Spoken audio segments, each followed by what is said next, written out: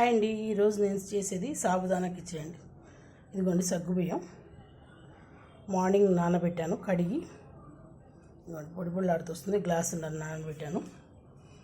3 ఆలుగడ్డలు సన్నగా తరుక్కున్నాను, ఒక నిమ్మకాయ, కొత్తిమీర, నూనె, పచ్చిమిరకాయలు ముక్కలు, కరివేపాకు కూడా సన్నగా ముక్కలు చేసుకున్నాను బాగుంటుందని, జీలకర్ర, ఇది వేయించిన పల్లీలు అండి, పల్లీలు వేయించిన పొడి, పల్లీలు, జీడిపప్పు, కొంచెం ఉప్పు వేయాలండి.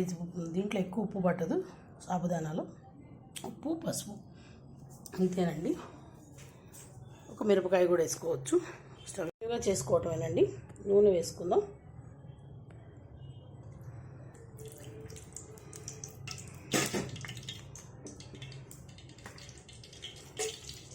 జీలకర్ర వేసాను. జీలకర్ర వేగిన తర్వాత పచ్చిమిరకాయలు, కరివేపాకు వేసుకున్నాం.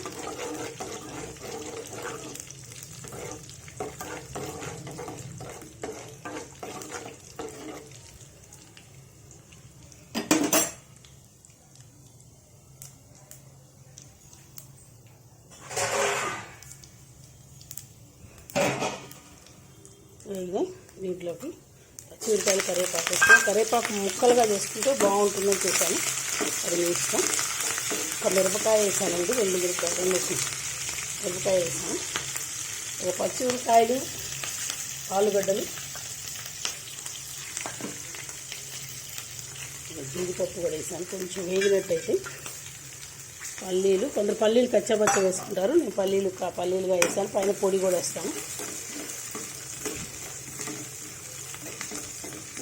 ఆ వేడికి జీడిపప్పు వేగుతుంది.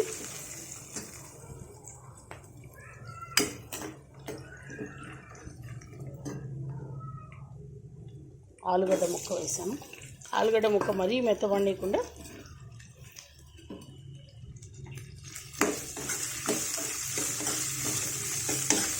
కొంచెం ఉప్పు, పసుపు వేసి కొంచెం వేద్దాం, తొందరగా ఉడుకుతాయి కాబట్టి. పసుపు,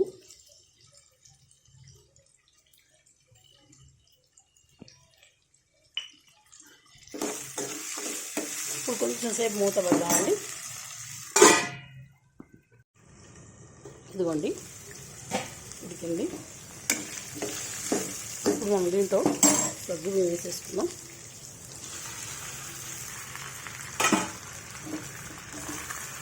ఇంకా ఉప్పు చూసుకొని వేసుకోండి. ఉప్పు చెప్పాక తక్కువ పడుతుంది.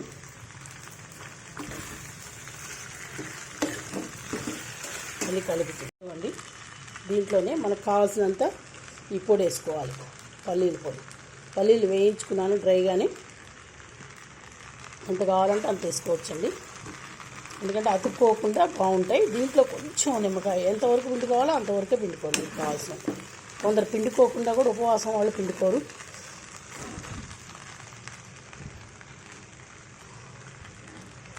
ఉప్మాలాగా పోపులు వేసుకొని కూడా చేసుకుంటారు కొందరు, అది కాకుండా ఇలా చేశాను నేను.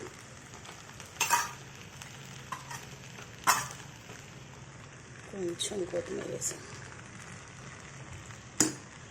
స్టవ్ బంద్ చేసి నిమ్మకాయ పిండేసి ఒకసారి పిండాను. అంతేనండి, కొంచెం నిమ్మకాయ పిండాను, ఒక్క కాయ పిండాను నేను.